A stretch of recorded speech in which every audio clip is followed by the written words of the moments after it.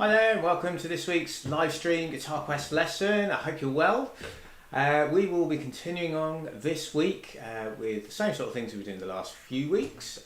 So we'll be working on GuitarQuest 4, going back over a couple of the exercises that we've covered previously, and then we'll be getting stuck into some new stuff. So that's kind of the plan as usual. So before we get started, just a couple of things. So if you've got any devices with any devices that might ping away at you, notifications and things like that, best to turn them off so we get our half an hour's dedicated guitar time. If there's any children watching, I would suggest have an adult in the room so you can help explain a few bits and pieces as we work our way through. And I think that's pretty much it really. Oh, and we've got the chat function as well. So if you're watching it live, then please do ask any questions as we go through.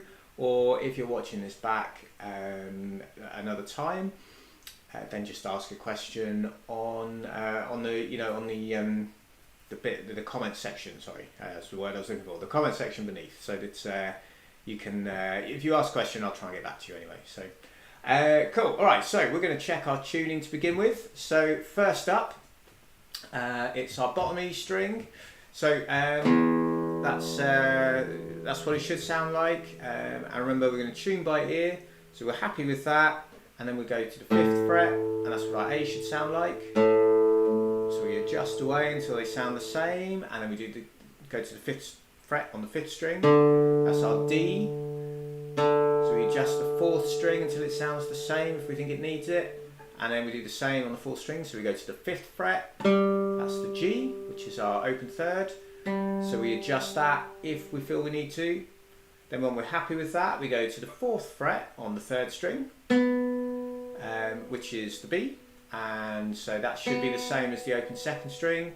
So again, we just adjust the 2nd string till it sounds the same. And eventually back to the 5th fret on the B string.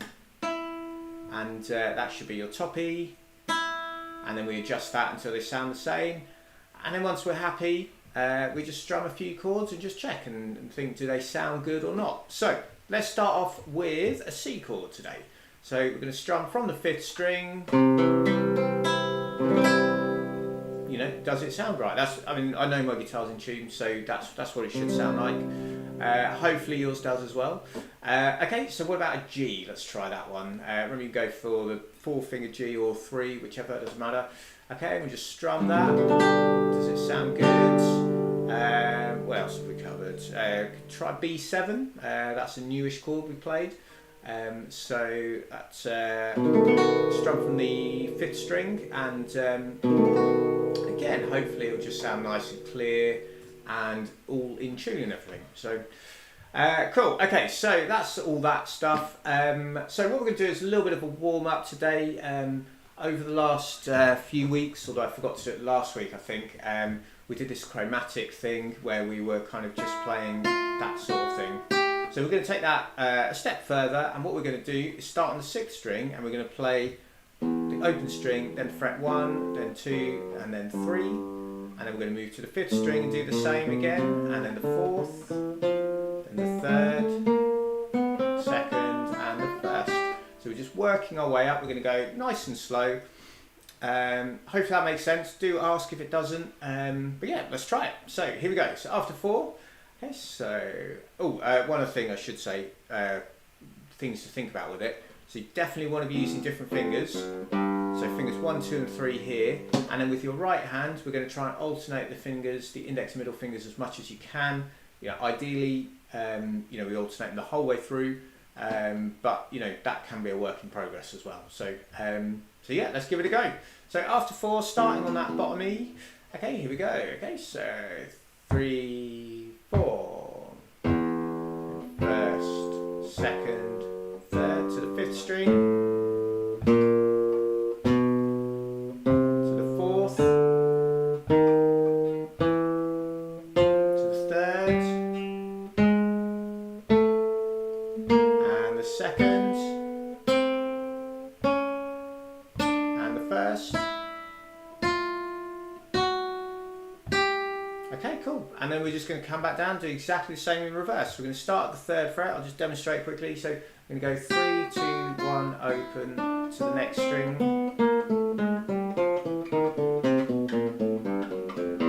work our way down like that. Okay, but again, we're going to go a little bit slower. Okay, so after 4, starting 1st string, 3rd fret. Okay, so 3, 4, and 3rd, 2nd, 1st, open to the 2nd string, 3rd string, to the 4th,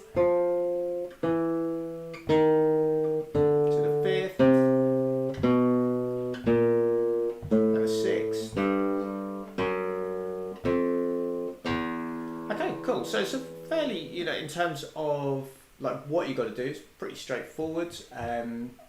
You might find it easy, you might not. If you do find it easy, remember it is only a warm up, so you could start slow and then you could try picking the speed up a little bit and that kind of thing.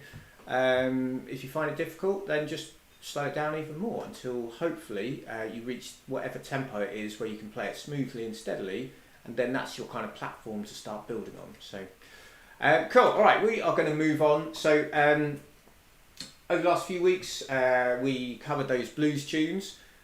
So we're not going to go through all of those today, but we are going to start with number 12, which is the 3rd of those blues tunes, so Shipwreck Blues. And this is on page 10, and really this is just chord practice. So we have 3 chords in there. We've got an E chord, an A chord, and a B7.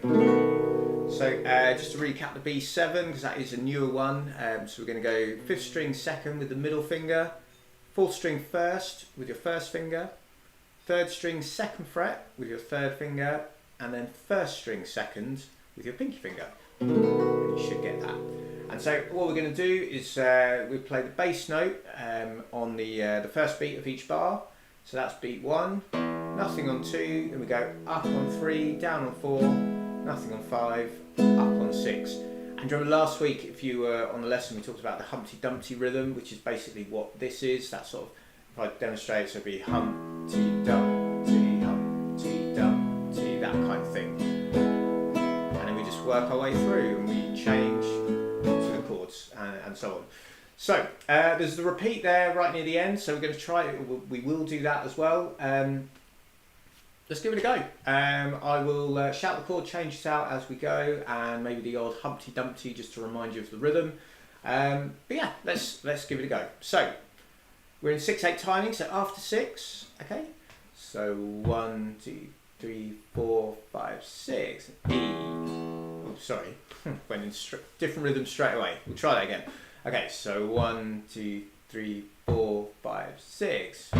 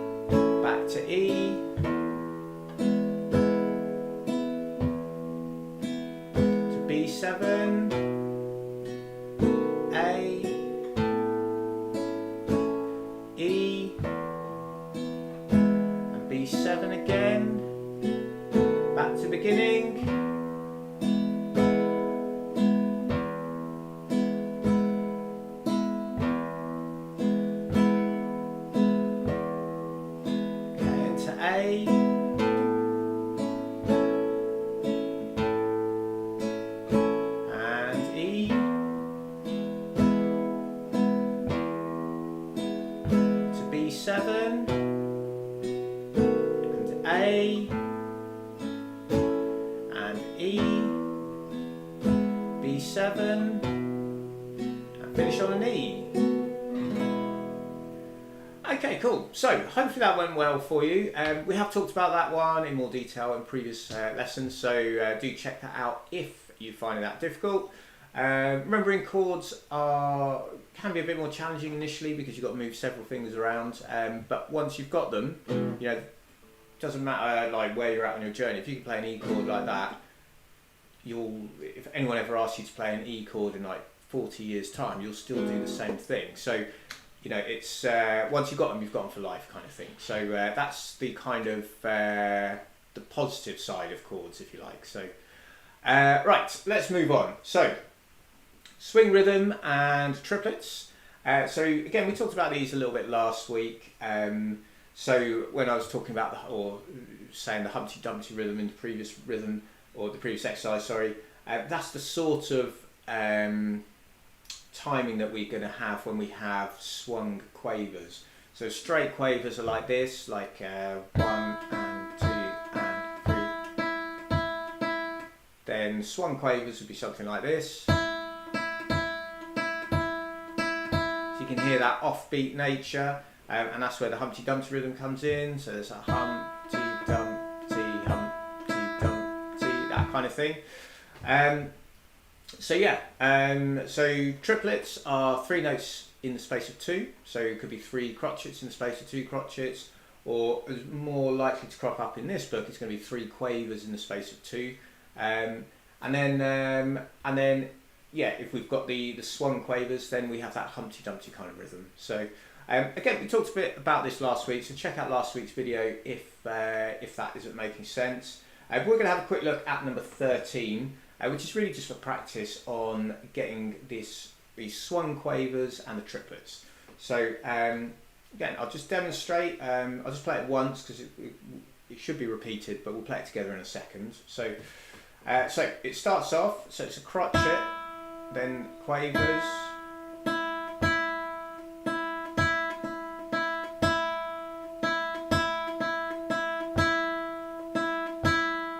so that's basically all it is. So and I say I don't mean for that to sound flippant in any way.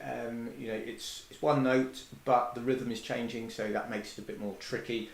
I'm not going to try and say anything as we play it because I think my timing will drift. So we'll just keep it nice and steady. Let's try it together. So it's just the one line. We play it twice and then we stop. Okay. So after 4, here we go. Okay. So 3, 4.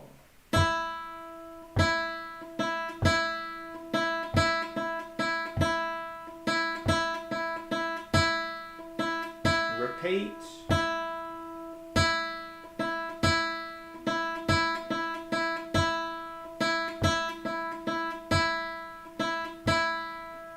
Okay, that's it. So it's just a kind of practice on that type of rhythm.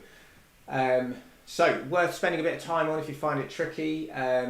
It's a feel thing really, so once you've got it, you'll be fine with it. Yeah, just let me know how you're getting on. Always good to hear really. So, okay. Then last week we also moved on to exercise 14, which is sandcastles, and we got down to the end of the second line, I think, or maybe up to bar 10 possibly.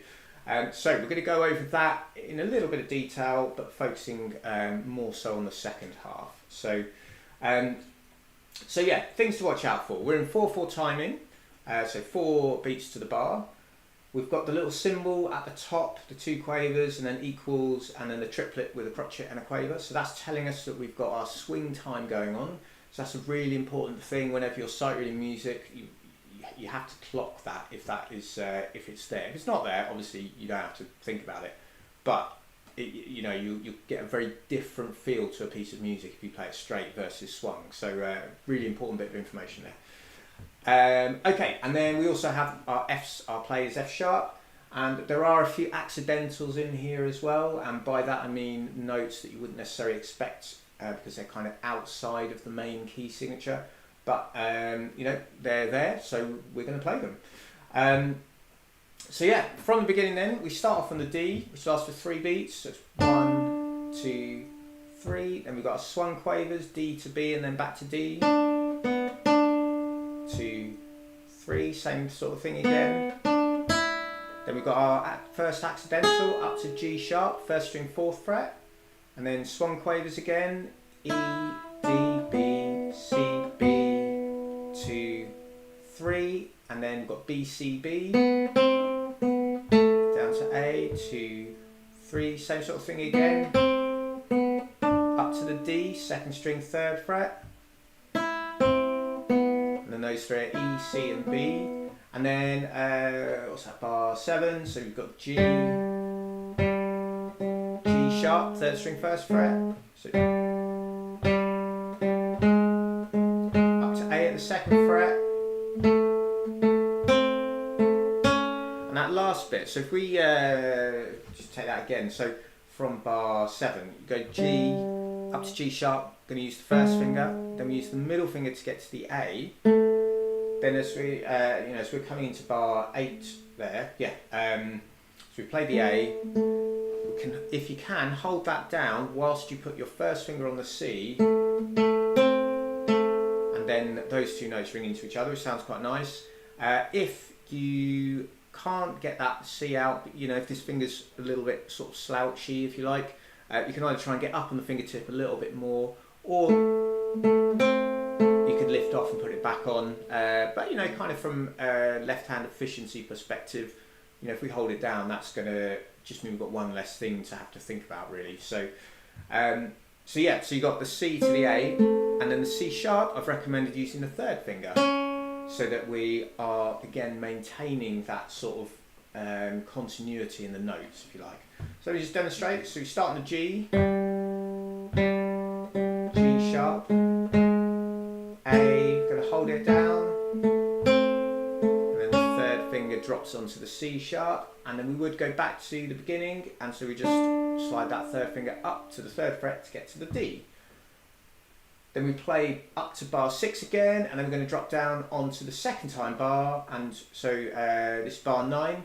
So you've got G, G, G, A, B, A, G. So a little different there at the end. But let's try those first 10 bars together. Sorry, I've seen a question. Can I slide 3rd finger to string B? Sorry, it's 2nd finger. Yes, if you're talking about bar 8 and the C sharp, you could go C to A, and then you can move that finger to the C sharp. It's not necessarily sort of wrong or anything like that. It's thinking about how smooth do you want this piece of music to be when you play it. So if you want it to be as smooth as possible, using the 3rd finger is going to give you a slightly better finish than that, because that note will almost become a little bit staccato, which is not something we've talked about, but that's where the note becomes very short and sort of almost detached, because we've got to play it and lift off and get to the next note in time. So if you like that sound, that's fine, nothing wrong with it. I would suggest you go with the 3rd finger and then move up, just from a kind of developmental perspective, really.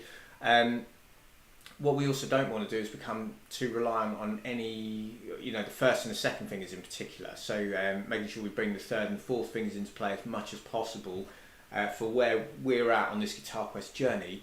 That's also something to kind of think. So even if you find it easier with the middle finger to move it back and forth, longer term, getting the strength and coordination into the other fingers, the 3rd in this case, is a good thing. So obviously I'll leave that with you, but hopefully that answers the question anyway. So cool. Okay, so let's try those first 10 bars then. So starting from the beginning, so nice and slow, after 4, here we go, on the D. Okay, so 3, 4, and 2, 3, 4, 2, 3,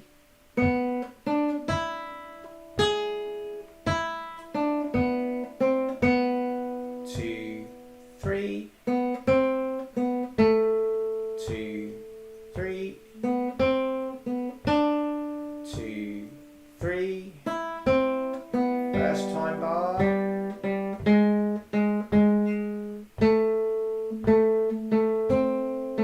back to beginning, 2, 3, 2, 3,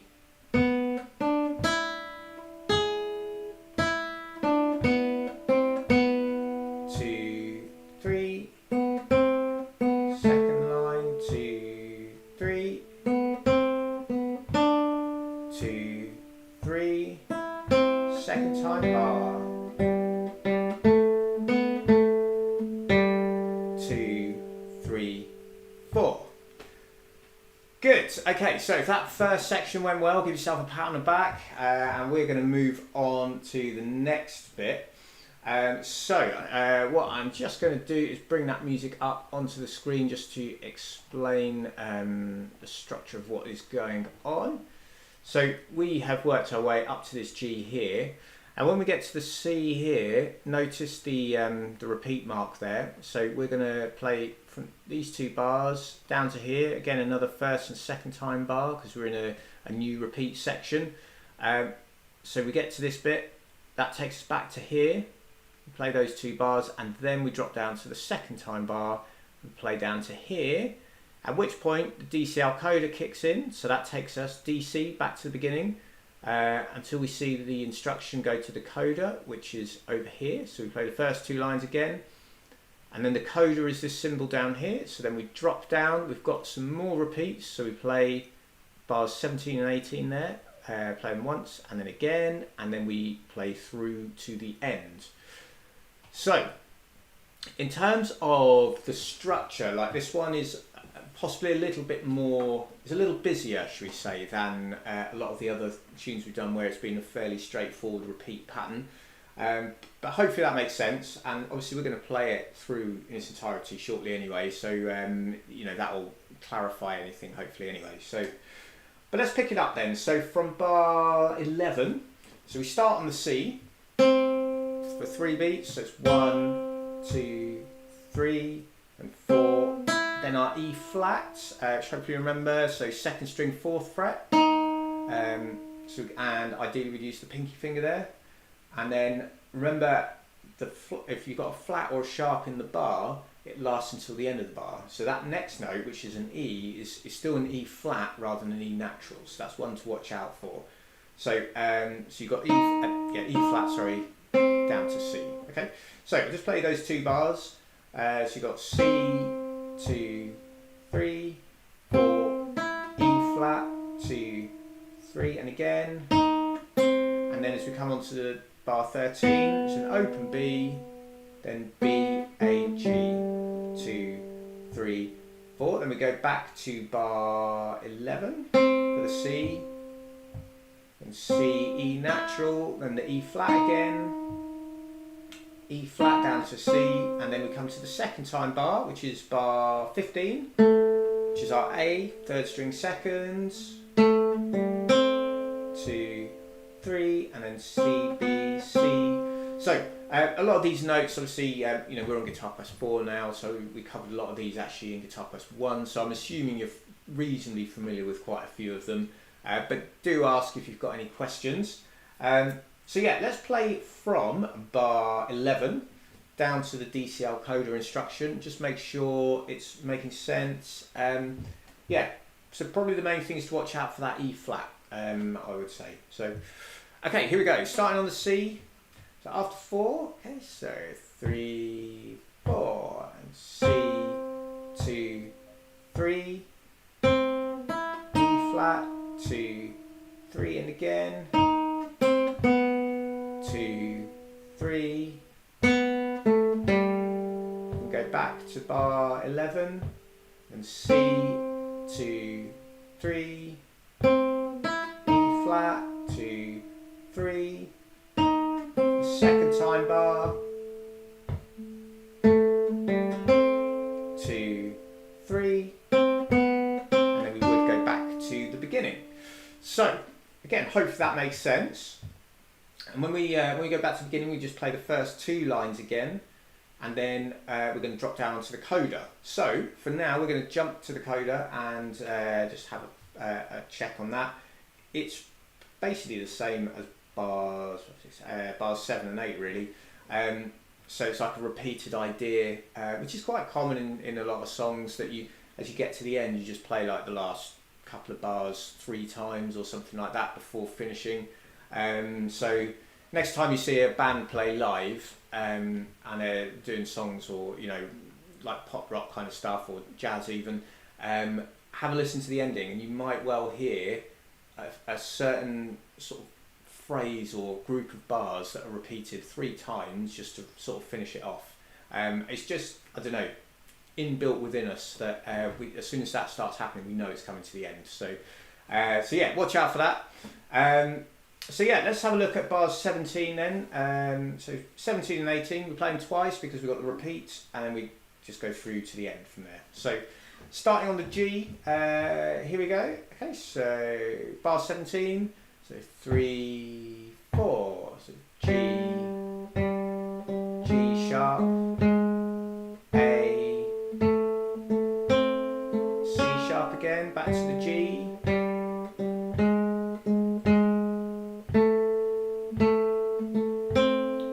and carry on.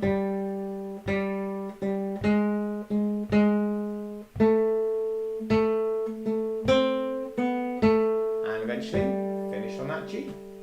Okay, so as you can see, those bars are very similar / the same as bars 7 and 8. So if you can play bars 7 and 8, you should be okay. Just obviously watching out for that C sharp that we talked about earlier, and trying to use that third finger. So, right, we should try and play through the whole thing.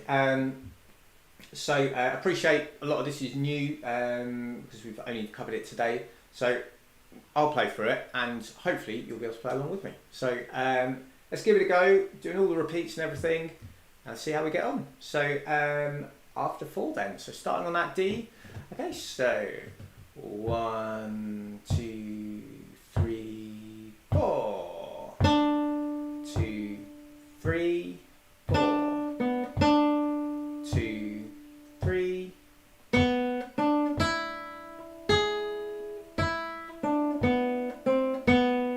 2, 3. 2, 3. 2, 3.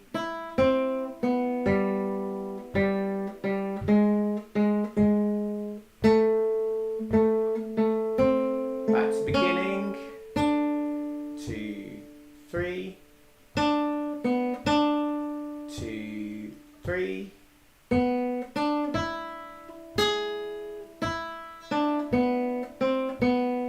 2, 3. 2, 3. 2, 3. Second time bar. 2, 3, 4. 2, 3. 2, 3. 2, 3. Go back to that repeat. 3, 4. 2, 3. 2, 3. Second time bar. 2, 3. Back to beginning. 2, 3. 2, 3.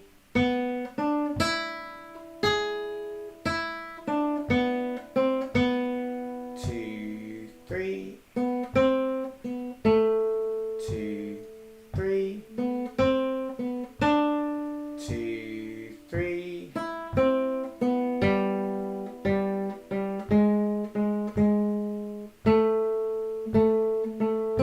So the coda.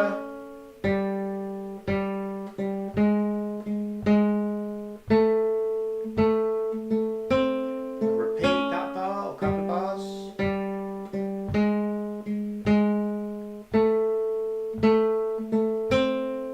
Carry on.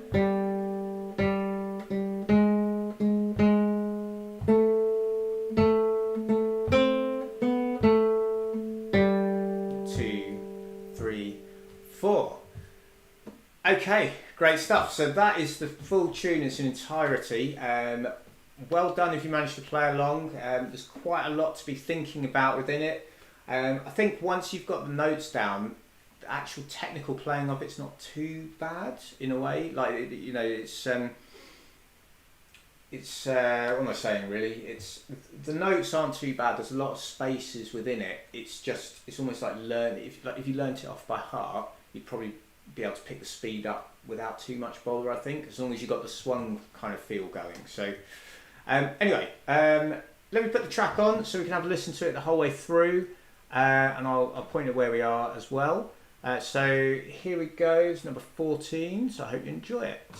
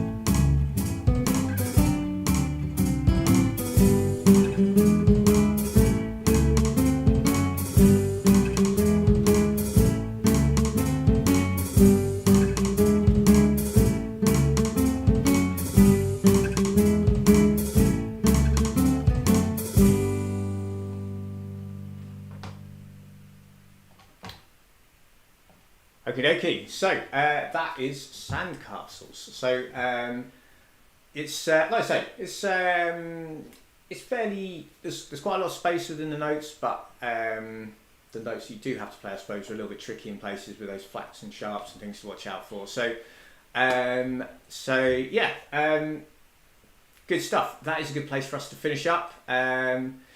So yes, things for us to think about then for next week. So obviously there'll be a lesson next week. That's the plan. We've got our warm up with that chromatic thing where we were walking, you know, that kind of thing. So you practice that, obviously a bit slower. Our main focus is going to be exercises. Well, main focus is exercise 14, obviously. 13, we'll probably play through that again because it's good practice just to kind of make sure that swing feel is kind of falling into place. And then we'll be getting on to something new next week as well. So, yeah, like I say, good place to finish up. So if you've got any questions, I'll be on the chat for another couple of minutes, so feel free to ask. Or if you enjoyed the video otherwise, please do give it a thumbs up. That's always good to know. Yeah. That's pretty much it, really. So have a brilliant week. Best of luck with all the practice, and I'll see you hopefully same time next week. All right, take care then. Bye-bye.